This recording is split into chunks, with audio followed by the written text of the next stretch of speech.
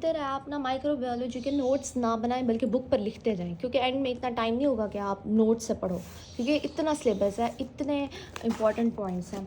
लेकिन परेशान नहीं होना। अब हम स्टार्ट कर रहे हैं। बिस्मिल्लाहिर्रहमानिर्रहीम। नंबर 1 पे ना आपको हमें पता होना चाहिए माइक्रोबायोलॉजी में ना, बस थोड़ा सा सुन लो उसके बाद बुक से देखते हैं। माइक्रोबायोलॉजी में ना हम सबसे पहले क्या कर रहे थे, डिवीज़न की थी 5 हमने बैक्टीरिया की, ठीक है, जिसको हम बैक्टीरियोलॉजी की स्टडी को गए। बैक्टीरिया पढ़ेंगे, उसके बाद हम पैरासाइट पे जाएंगे, ठीक है। हम पैरासाइट तरतीब ना ख़राब करना, ऐसे ही पढ़नी है। पैरासाइट के बाद हम पढ़ेंगे फंजाई, फंजाई के बाद हम क्या करेंगे, वायरसेस। क्यों? Paper of point of view से ना जैसे जैसे इंपॉर्टेंट है ना ये चीज़ें मैं वैसे बता रही हूँ, क्योंकि मेन पोर्शन बैक्टीरिया से आता है, उसके बाद पैरासाइट से आता है, उसके बाद फंजाई से, और वायरसेस इतना ज़्यादा है कि हम इसमें से सिलेक्टिव पढ़ेंगे, ठीक है। अच्छा, अब ना हम साइज़ के ऊपर आएंगे। अब ना सबसे पहले पेपर पॉइंट ऑफ व्यू से और एमसीक्यू से रिलेटेड ना आप लोग बस एक चीज़ याद रखना। सबसे अच्छा, पैरासाइट में हमारे पास 2 डिवीजन आ जाती हैं। एफएसए में पढ़ के आए हैं, मेटाजोआ एंड पैराजोआ, ठीक है। अब हम आ जाते हैं, इसको भी ज़रा याद रखना, लेकिन पैरासाइटोलॉजी में एक्सप्लेन करेंगे। सबसे बड़े कौन से होते हैं? पैरासाइट्स। पैरासाइट्स कौन से हैं? वो कीड़े, आपने कभी सुना है किसी के पेट में कीड़े हो गए तो वही पैरासाइट्स होते हैं। वो और कीड़े, आपने सुना होगा, बहुत सारी वीडियोस आई होती हैं, किसी के पेट से सांप निकला है। सांप नहीं होता, वो बेसिकली पैरासाइट होता है, वो इतना बड़ा कीड़ा होता है। तो सबसे बड़े पैरासाइट्स होते हैं, मतलब साइज़ में, ठीक है। उसके बाद हमारे पास बैक्टीरिया होंगे, उसके बाद हमारे पास फंजाई हैं। फंजाई सबसे बड़े होते हैं, ठीक है। फंजाई है, पहले पैरासाइट्स, फिर फंजाई एंड देन बैक्टीरिया, ठीक है। उसके बाद वायरसेस, ठीक है। अब ना मज़े की चीज़ ये है कि मैंने जैसे याद किया था ना, पैरासाइट सबसे बड़े हैं, ये तो याद हो जाता है, कीड़े सबसे बड़े होते हैं। उसके बाद फंजाई और बैक्टीरिया। आपको पता है मेरा नाम आनिया फ़याज़ नहीं, बुशरा फ़याज़ है, तो मेरे बाबा का नाम फ़याज़ है ना, तो फ़याज़ बड़े, उसके बाद बुशरा। मैंने तो ऐसे याद किया था, आप लोगों की मर्ज़ी है जैसे, या कुछ भी आप लोग याद करें। अच्छा, फंजाई सबसे बड़े हैं, उसके बाद बैक्टीरिया, उसके बाद वायरसेस। मैं ये बात क्यों बता रही हूँ, एमसीक्यूज़ पॉइंट ऑफ व्यू से और शॉर्ट क्वेश्चन के पॉइंट ऑफ व्यू से। Why, what is the reason behind it. Basically ये देखें, अगर आप इस टेबल को देखें, मैं आपको सिर्फ समझा रही हूँ ये टेबल, ताकि आपका माइक्रो में बेसिक कंसेप्ट, ये आपका साइज़ लिखा हुआ है, आप साइज़ याद नहीं कर सकते। वायरसेस का साइज़, बैक्टीरिया का साइज़, फंजाई का साइज़, और मतलब आप इस नंबर को याद नहीं कर सकते, इतने नंबर आता है। तो इसलिए आप तरतीब ख़राब ना करो। अगर आपने यहाँ लिखना है ना साइज़ का, पैरासाइट सबसे बड़े होते हैं, फिर fungi and then bacteria and then viruses, main difference. अब मैं इसकी ना और मज़ीद करैक्टरिस्टिक्स पे आती हूँ। अब पहले थोड़ा सा वायरसेस को डिस्कस करते हैं, जो एफएसए में भी पढ़ के आए हैं, उसके बाद मैं बैक्टीरिया के बारे में बताती हूँ। आप लोगों ने इस टेबल में 3 बातें याद रखनी है, और 3 बातों को बिल्कुल नहीं भूलना। अगर आपको ये 3 बातें याद है ना, आपको कोई भी कई वायरसेस और बैक्टीरिया का डिफरेंस लिखो, आप लिख सकते हो, you are able to write it, ठीक है। इसलिए ज़रा गौर से सुनो। सबसे पहली बात, वायरसेस हमेशा याद रखना नॉन सेलुलर होते हैं। नॉन सेलुलर क्या, सेल है ही नहीं। बेसिकली वायरस क्या होता है, नॉन सेलुलर मतलब ये वायरस है ही नहीं, और ये एमसीक्यूज़ आता है। वायरसेस क्या है, नॉन सेलुलर, सेल नहीं है। बैक्टीरिया सेल है, फंजाई भी सेल है, पैरासाइट भी सेल है। अच्छा, वायरसेस में सेल वॉल नहीं होती, बाकी सब में है। अच्छा, अगर आपको याद हो तो बैक्टीरिया की सेल वॉल किसकी बनी हुई होती है, पेप्टाइडोग्लाइकन की, मैं पीजी लिख रही हूँ, पेप्टाइडोग्लाइकन की। फंजाई की हमारे पास काइटिन की बनी हुई होती है, और पैरासाइट की मैं वहीं जाके, आपको हो भी सकती है नहीं भी हो सकती पैरासाइट में, वहीं जाके बताएंगे। उसके बाद साइज़ का मैं ऑलरेडी बता चुकी हूँ, मैंने कहा इस तरतीब से याद करना। न्यूक्लिक एसिड, ये ऐसा एमसीक्यूज़ है, हमारे सर कहते हैं अगर जिसको ये बात नहीं पता ना, उसको डूब के मर जाना चाहिए चुल्लू भर पानी में, ठीक है। अगर कोई आपसे पूछे, एमसीक्यूज़ आता है, 3 एमसीक्यूज़ आएंगे, रुक जाओ, 3 एमसीक्यूज़ आएंगे, मैं आपको सच में बता रही हूँ, 3 एमसीक्यूज़ बहुत इंपॉर्टेंट, जिसमें बच्चे मार खा जाते हैं। वायरसेस और बैक्टीरिया को कंपेयर ज़रा करना, मैं आपको बताती हूँ हो क्या रहा है बेसिकली। नंबर 1 पॉइंट, हमें पता चल गया ये सेल नहीं है, नॉन सेलुलर है। लेकिन बैक्टीरिया तो सेल है, ऑलरेडी हमें पता है ये सेल है, ठीक है। नंबर 2 बात है, इसमें जो न्यूक्लिक एसिड होता है ना वायरसेस में, या डीएनए होता है या आरएनए होता है। और मेरी वायरोलॉजी में जाके आप फर्स्ट वीडियो देखो, उसमें मैंने इतने अच्छे से एक्सप्लेन की हुई है इस बात को, और मैं अभी भी बता रही हूँ कि या डीएनए होगा, किस कोई भी वायरसेस है, हमारे पास वायरसेस की ना कैटेगरीज आती हैं, डीएनए वायरसेस जिनमें डीएनए होता है, फिर आरएनए वायरसेस जिनमें आरएनए होता है। ये लिखो मत, ये आपको सारा कुछ एक्सप्लेन हो जाएगा, सिर्फ ऐसे छोटा छोटा लिख लो बुक पे, या तो डीएनए वायरसेस होता है या आरएनए वायरसेस। मतलब कोई ऐसा वायरस नहीं है जिसमें डीएनए भी हो और आरएनए भी हो, लेकिन बैक्टीरिया है उसमें डीएनए भी होता है, आरएनए साथ इकट्ठे होते हैं। जैसे हम यूकेरियोट्स है ना, हमारे अंदर भी तो ऐसे है, जहाँ डीएनए होगा वहाँ आरएनए होगा, लेकिन इसमें ऐसा नहीं है, या डीएनए होगा या आरएनए होगा। Number 3 point. अब ये एमसीक्यूज, एक ये एमसीक्यूज मैंने आपको कहा, और दूसरा एमसीक्यूज अब आ रहा है। वायरसेस में ना माइटोकॉन्ड्रिया है, ठीक है, माइटोकॉन्ड्रिया भी नहीं है, एब्सेंट है, और ना राइबोसोम है, ठीक है, ना माइटोकॉन्ड्रिया ना वायरस, ना ही राइबोसोम है। राइबोसोम नहीं है तो इसलिए तो वो अपना प्रोटीन सिंथेसिस नहीं कर सकता। आपको पता है वो होस्ट पे डिपेंड होता है, वो ऑब्लिगेट इंट्रासेलुलर कहते हैं। हम एफएससी में ये बात पढ़ के आए थे कि ऑब्लिगेट इंट्रासेलुलर होता है, होस्ट पे डिपेंड करता है, होस्ट के अंदर डिवाइड करता है। लेकिन बैक्टीरिया ऐसा नहीं है। बैक्टीरिया में याद रखना यार, ये बहुत इंपॉर्टेंट एमसीक्यूज़ है, बैक्टीरिया में माइटोकॉन्ड्रिया सोचने वाली बात है, नहीं है। क्यों नहीं है? बैक्टीरिया में डबल बॉन्डेड ऑर्गेनेलीज नहीं होंगी, डबल बॉन्डेड ऑर्गेनेलीज नहीं होंगी।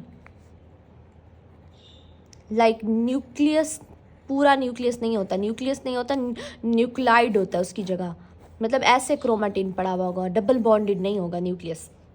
माइटोकॉन्ड्रिया बैक्टीरिया में नहीं है। तो सोचने वाला सवाल है, बैक्टीरिया अपनी एनर्जी कहाँ से लेता है? मैं आपको बताती हूँ कहाँ से लेता है, वो आगे बताऊँगी चैप्टर नंबर 2 में। बैक्टीरिया में माइटोकॉन्ड्रिया की जगह मीजोजोम होता है, और मीजोजोम क्या है वो मैं आपको बताती हूँ, और उससे रिलेटेड एक पास्ट पेपर में एमसीक्यूज भी आया, वो भी दिखाती हूँ इसी चैप्टर में। 5 पे राइबोसोम होता है, ठीक है, और कौन सा वाला होता है? 70S वाला। हमारे अंदर हमने पढ़ा था 80S होता है प्रोकैरियोट्स में, और हम तो यूकैरियोट्स हैं, कितना गलत बोल रही हूँ मैं। यूकैरियोट्स में 80S होता है, और जो बैक्टीरिया उसमें 70S होता है। ये हम एफएससी की बुक में पढ़ के आए हैं। ये बात भी पता थी, ये बात भी पता थी, ये वाली बात भी। अब 4 बातें याद करनी है। एक तो साइज़ से रिलेटेड, सबसे रिलेटेड, साइज़ का और सेल का मैंने सबका बताया। उसके बाद मैंने आपको बताया 3 और बातें हमारे पास आ गई। एक तो हमारे पास सेल, बल्कि 4, ठीक है। हमारे पास सेल के बारे में बात की, न्यूक्लिक एसिड के बारे में बात की, या डीएनए होगा या आरएनए होगा, आइदर डीएनए और आरएनए। बाकी सब में डीएनए भी है, आरएनए भी है, बोथ डीएनए एंड आरएनए, इधर और लिखा हुआ है, याद रखना इस बात को। उसके बाद राइबोसोम की बारी में है, राइबोसोम का क्या लिखा हुआ है? नहीं होते, और इसमें 70S वाले होंगे। उसके बाद माइटोकॉन्ड्रिया के बारे में लिखा है, माइटोकॉन्ड्रिया नहीं है इसमें, और इसमें भी नहीं है, बाकी उन दोनों में है। जब आपको इन दोनों का याद हो जाता है ना, वायरसेस और बैक्टीरिया का, आप ये भी लिख सकते हो। अच्छा, अब एक और एमसीक्यूज़ जो पैरासाइट से रिलेटेड आ जाता है। अच्छा, अब ना इसमें आउटर सरफेस की बात कर रहे हैं। इसमें क्या होता है? प्रोटीन कोट होता है। हमें याद है बैक्टीरियोफेज पढ़ा था, हमने कहा था इसमें प्रोटीन कोट होता है, और जब ये किसी बैक्टीरिया पे अटैक करता है तो अपना प्रोटीन कोट उतार देता है। और इसकी सेल वॉल मैंने क्या कहा थी? पेप्टाइडोग्लाइकन की बनी हुई है, और इसकी काइटिन की, और इसकी जो मेम्ब्रेन है वो फ्लेक्सिबल है। मतलब पैरासाइट्स जो कीड़े हैं हमारे पेट में, उनकी जो सेल मेम्ब्रेन है ना, वो क्या है? फ्लेक्सिबल है। फ्लेक्सिबल इसलिए तो वो सांप की तरह से घूमते फिरते हैं हमारी बॉडी में, यूँ याद कर लो। उसके अलावा हमारे पास रेप्लिकेशन का, ओ माय गॉड, इसका अलग से चैप्टर है, बड़ा इजी है, बिल्कुल परेशान नहीं होना। जो हमारे पास वायरसेस है वो तो नहीं होता ऐसे, वो तो हमारी होस्ट पे डिपेंड है। बस इतना याद रखो, रेप्लिकेशन में बैक्टीरिया का बाइनरी फिशन के थ्रू होता है। ये आगे चैप्टर नंबर 3 आ रहा है, उसमें हम एक्सप्लेन करेंगे, इसलिए परेशान ना होना। अब आ जाते हैं नीचे थोड़ा सा, ठीक है। अब ना इसको पढ़ना चाहो पढ़ लो, कोई ख़ास नहीं है, सारी आगे बातें आएंगी, ठीक है। बस यहाँ पर थोड़े से एक दो MCQs लिखे हुए हैं कि जो हमारे पास, मैं बल्कि आपको बताती हूँ, रुक जाओ 1 मिनट। सबसे पहले इस टेबल को देख लेते हैं, प्रोकैरियोट्स और यूकैरियोट्स का डिफरेंस। प्रोकैरियोट्स कौन से हैं? बैक्टीरिया। और यूकैरियोट्स कौन है? हम इंसान। हमें याद होगा FSC में हमारे सर ने ना एक लाइन हमें लिखवाई थी कि प्रोकैरियोट्स में डबल बॉन्डेड ऑर्गेनेलीज नहीं होती। डबल बॉन्डेड ऑर्गेनेलीज 3 थी हमारे पास मेरे ख्याल से। एक तो न्यूक्लियस नहीं होता, न्यूक्लियस नहीं है तो न्यूक्लाइड ऐसे क्रोमाटिन ऐसे पड़ा हुआ होता है, न्यूक्लियस नहीं होता। उसके अलावा नंबर 2 पे इसमें क्या नहीं होगा? माइटोकॉन्ड्रिया नहीं होगा। मैं ऑलरेडी आपको बता चुकी हूँ, माइटोकॉन्ड्रिया की जगह क्या होगा? मीजोसोम होगा। और वो उसका MCQs भी मैंने दिखाना है आपको एंड में, तो स्टे कनेक्टेड। अच्छा, अब आप लोग इसी से ही हम क्या करेंगे? कंपेयर करेंगे यूकैरियोटिक सेल और प्रोकैरियोटिक सेल। पहले तो मैंने ना यहाँ पर एक और टेबल बनाई दी है स्टार्ट में, प्रोकैरियोट्स और यूकैरियोट्स से रिलेटेड। आप ये देखो इसमें मेन डिफरेंस क्या आता है न्यूक्लियस का। सबसे पहले हम न्यूक्लियस पे आएंगे। नो डिस्टिंक्ट न्यूक्लियस, मतलब पूरा न्यूक्लियस नहीं होता प्रोकैरियोट्स में, मतलब प्रोकैरियोट्स बैक्टीरिया में, और यूकैरियोट्स में डिस्टिंक्ट न्यूक्लियस होता है। हमारे पास होता है न्यूक्लियस, न्यूक्लियस के अंदर न्यूक्लाइड होते हैं, न्यूक्लियोलस होते हैं, न्यूक्लियोलस। अच्छा, प्रोकैरियोट्स यूनिसेलुलर होते हैं। यूनिसेलुलर मतलब हैप्लॉइड होते हैं, एक क्रोमोसोम होता है इसमें, एक क्रोमोसोम होता है। और जो हमारे पास जो प्रोकैरियोट्स हैं वो यूनिसेलुलर होते हैं, और जो यूकैरियोट्स हैं वो मल्टी सेलुलर होंगे। हम मल्टी पल सेल से बने हुए होते हैं, ये एक ही सेल से बना हुआ होता है। और ये क्या होते हैं? डिप्लॉइड। Simple is that. ये लोग डिवीजन करते हैं, चौथी ये डिवीजन करते हैं बाइनरी फिशन के थ्रू, और हम डिवीजन करते हैं माइटोसिस। अब याद करो ज़रा, सोचो। पर अगर आपसे कोई कहे प्रोकैरियोट्स और यूकैरियोट का डिफरेंस लिखना है तो आप पहले क्या बताओगे? आप न्यूक्लियस से स्टार्ट करोगे और आप याद रखोगे इसमें डबल बॉन्डेड ऑर्गेनेलीज नहीं होती, ठीक है। सबसे पहले आप बात करोगे न्यूक्लियस की। न्यूक्लियस क्या है भाई? इसमें डिस्टिंक्ट न्यूक्लियस नहीं होता, मतलब उसमें सेल मेम्ब्रेन नहीं होती। और हम में तो है, ये यूनिसेलुलर होते हैं, हम मल्टी सेलुलर हैं। ये हैप्लाइड होते हैं, हम डिप्लाइड होते हैं, 2N होता है हमारा। और हम ये बाइनरी फिशन से डिवीजन करते हैं, हम माइटोसिस से। अब अगर आपको याद हो डबल बॉन्डेड ऑर्गेनेलीज का, तो मैंने आपको राइबोसोम के बारे में क्या बताया था? हम FSC में पढ़ गए हैं। राइबोसोम और माइटोकॉन्ड्रिया का डिफरेंस हमेशा याद रखना। जब भी आप वायरस से बैक्टीरिया और वायरस का डिफरेंस लिखो तब भी इसको मत भूलना, और जब प्रोकैरियोट्स और यूकैरियोट्स का डिफरेंस लिखो तब भी ना भूलना। राइबोसोम इसमें कौन से होते हैं? 70S वाले, और इसमें कौन से होते हैं? 80S वाले। माइटोकॉन्ड्रिया इसमें नहीं होता, उसकी जगह मीजोसोम होता है। इसमें माइटोकॉन्ड्रिया होता है, हम खुद अपनी एनर्जी प्रोड्यूस कर रहे होते हैं ATP, लेकिन ये मीजोसोम होता है इसमें। चैप्टर नंबर 2 में मीजोसोम की बात भी आएगी, तो परेशान ना हो। अच्छा, अब शॉर्ट क्वेश्चन आपको प्रिपेयर हो गया? कैसा शॉर्ट क्वेश्चन? सबसे पहले तो इन्होंने यहाँ थोड़ा सा मुश्किल उसमें लिखा हुआ है, आप वहीं से आसान तरीके से कर लेना। DNA with a nuclear membrane, इसमें न्यूक्लियस मेम्ब्रेन नहीं होती, डिस्टिंक्ट न्यूक्लियस नहीं होता। डिवीजन बाइनरी फिशन से होती है, इसमें माइटोसिस होती है। क्रोमोसोम ये हैप्लॉइड होता है, हम डिप्लॉइड हैं। ये 1N होता है हैप्लॉइड, और हम 2N होते हैं, याद हो तो। मेम्ब्रेन बॉन्डेड ऑर्गेनेलीज नहीं होगी, माइटोकॉन्ड्रिया और लाइसोसोम भी नहीं होगा, माइटोकॉन्ड्रिया और लाइसोसोम भी नहीं होगा। और राइबोसोम 70S है इसमें, और इसमें 80S है। सेल वॉल इसमें पेप्टाइडोग्लाइकन की बनी हुई होती है, और हमारे अंदर तो सेल वॉल होती नहीं है, प्लांट्स में होती है। याद है तुम लोगों को? हमने सेल वॉल का पढ़ा था, हमें तो ज़रूरत ही नहीं होती। खैर, अब you are able to write a short question, क्योंकि आप अब बच्चे नहीं रहे, ठीक है। अब हम आ जाते हैं अपने MCQs के ऊपर, कि हमने MCQs कैसे स्टार्ट करने हैं। अच्छा, यहाँ पर जो मैंने रेड से हाईलाइट किया हुआ है ना, उसमें ये बताया हुआ है फंजाई में हम लोग ना, फंजाई प्रोटोजोआ की ही एक टाइप क्या है, helminths have a true nucleus, लेकिन हमारे पास बैक्टीरिया में ट्रू न्यूक्लियस नहीं होता। वही वाली टेबल वाली बातें हैं। न्यूक्लियाइड के बारे में लिखा हुआ है, उसके बाद ऑर्गेनेलीज के बारे में लिखा हुआ है, लाइसोसोम नहीं होता जो हमारे पास यूकैरियोट में होता है, और बैक्टीरिया में नहीं होगा। और इसकी सेल वॉल पेप्टाइडोग्लाइकन की बनी हुई होती है, FSC में पढ़ के, और ये चैप्टर नंबर 2 में आएगा इसका, ज़रा परेशान ना हो। अच्छा, अब ना यहाँ पर ये जितना भी लिखा हुआ है ना, ये टेबल वाली बातें लिखी हुई हैं, ना भी बड़ो इतनी बड़ी बात नहीं है, आगे सब कुछ आ जाएगा। बस इतना याद रखो, जो फंजाई है उस पर सॉरी जो पैरासाइट है, पैरासाइट मैंने कहा सांप वगैरह, उससे याद करो। उसकी लाइक कीड़े जो हमारे पेट में होते हैं, फ्लेक्सिबल सेल मेम्ब्रेन होती है, और जो हमारे पास फंजाई है वो काइटिन की बनी हुई होती है, और वो होमोप्लेयर ऑफ एन एसिटाइल ग्लूकोजामाइन है।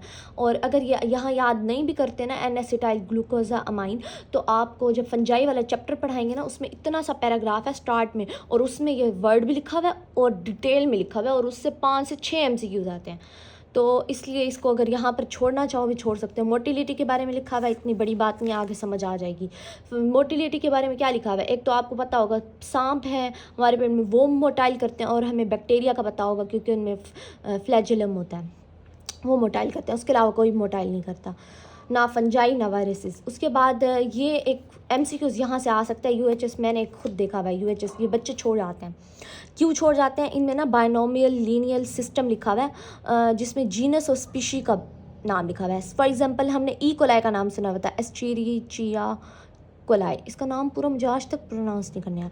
ई कोलाई जो है ना, वो कहते हैं, यहाँ देखो तुम लोग, एक हमारे पास कैंडिडा एल्बिकन्स, ये फंजाई का नाम है, और एक हमारे पास क्या है, ई कोलाई, एस्चेरिचिया कोलाई। अब वो कहते हैं ई जो है ना बड़ा लिखेंगे, ठीक है, और जो कोलाई का सी है वो छोटा लिखेंगे। कैंडिडा एल्बिकन्स में भी सी बड़ा लिखेंगे, ए छोटा लिखेंगे। क्यों? जो जीनस का नाम है वो बड़ा लिखते हैं, कैपिटल, और जो स्पीशी का नाम है वो छोटा लिखते हैं। यहीं पर ना बहुत सारे हमारे पेपर चेक कर नंबर भी काट लेते हैं, और MCQs भी आ सकता है। मतलब ऐसे लिखा होगा सी बड़ा, फिर सी यहाँ पर ए बड़ा, तो वो गलत होगा। फिर लिखा हुआ होगा सी बड़ा यहाँ पर, और सॉरी सी छोटा, ए भी छोटा, तो मतलब ये भी गलत होगा। जीनस का नाम जो लिखेंगे वो सी उसका बड़ा लिखेंगे, और जो स्पीशी का नाम होंगे वो हम छोटा लिखेंगे। सेम एग्जैक्टली ई कोलाई के साथ है।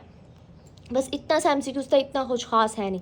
और उसके बाद ये आप ऐसे पढ़ोगे तो आपको समझ आ जाएगी। ये वही सारी अंदर वाली बातें, इतना परेशान ना होना प्लीज़, परेशान ना होना, सब कुछ आसान है, कुछ भी ख़ास नहीं है इतना, ठीक है। अच्छा, अब उसके बाद हम आ जाते हैं अपने कुछ MCQs के ऊपर। मैंने आपको रिपीटेडली एक क्वेश्चन, एक MCQs बता रही हूँ कि मीज़ोज़ोम क्या है। मीज़ोज़ोम यहीं पर ही बता देती हूँ। बैक्टीरिया में क्या नहीं है, मैंने कहा हमारे पास माइटोकॉन्ड्रिया नहीं है। तो एनर्जी कैसे प्रोड्यूस करते हैं? बेसिकली जो बैक्टीरिया है उसकी ये हो गई सेल वॉल। सेल वॉल किसकी बनी हुई होती है? पेप्टाइडोग्लाइकन की सेल वॉल। एंड देन हमारे पास होती है सेल मेम्ब्रेन, ठीक है, सेल मेम्ब्रेन। सेल मेम्ब्रेन क्या करती है? अंदर की तरफ इन्वेजिनेट करती है। इन्वेजिनेट, ये हमने FSC में पढ़ के आए थे, बहुत सारे बच्चों को पता होगा।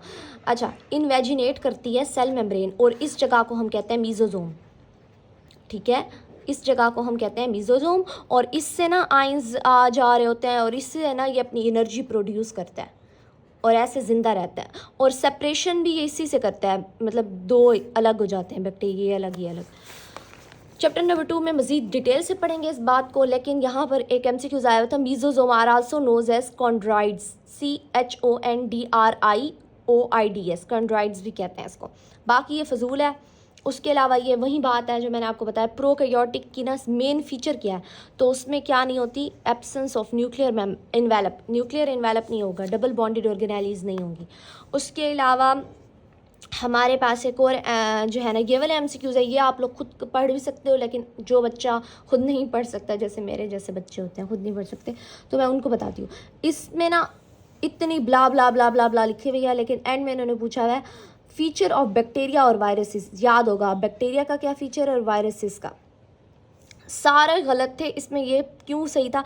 जो viruses can only replicate within the cell, within the cell मतलब होस्ट के अंदर वायरसेस रेप्लिकेट करता है, लेकिन बैक्टीरिया इंडिपेंडेंट होता है होस्ट के। मतलब बैक्टीरिया तो बाहर भी डिवाइड कर रहा है, लेकिन वायरसेस को एक लिविंग सेल चाहिए, हमारे अंदर आके डिवाइड करता है, बाहर ये डिवाइड नहीं कर सकता। उसके अलावा ये वही बात है, आइदर DNA और RNA बट नॉट बोथ, किसके अंदर नहीं होता, या DNA होगा या RNA होगा। ये किसका फीचर है? वायरसेस का, ऑलरेडी मैं बता चुकी हूँ। बाकी सब में जो है ना वो भी होगा, DNA और RNA साथ साथ होगा।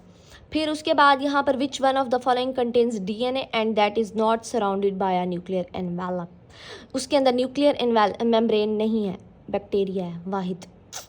यीस्ट किसको कहते हैं? फंजाई होता है बेसिकली। प्रोटोजोआ में हम मोल्ड्स पढ़ेंगे, ये प्रोटोजोआ की टाइप है, तब आपको समझ आ जाएगा मोल्ड्स क्या, प्रोटोजोआ क्या और यीस्ट क्या। Simple is that. अगर किसी ने और थोड़े से स्पेसिफिक MCQs देखने हैं वो इसके साथ भी इसका स्क्रीनशॉट भी ले ले, जो मैंने 5 डिवीजन्स लिखी हुई हैं, पैरासाइट, बैक्टीरिया, वायरसेस और फंजाई, ठीक है। उसके अलावा ये चैप्टर नंबर 2 से रिलेटेड ना MCQs है, ठीक है, इसलिए परेशान ना होना है, मैं एंड में करा दूँगी आपको। चैप्टर से आपने ये वाले 2 MCQs नहीं भूल लेंगे, मेरे पे गलत हुआ था। फादर ऑफ मेडिकल बैक्टीरियोलॉजी मैंने लगाया था लुइस पास्चर, हालांकि वो रॉबर्ट कोच है। तो अब नेक्स्ट लेक्चर हमारा बहुत इंपॉर्टेंट है, जो कि हमारे किससे रिलेटेड है, structure and size of bacteria से। वो आपने बिल्कुल भी स्किप नहीं करना। तो अब वो स्टार्ट करते हैं।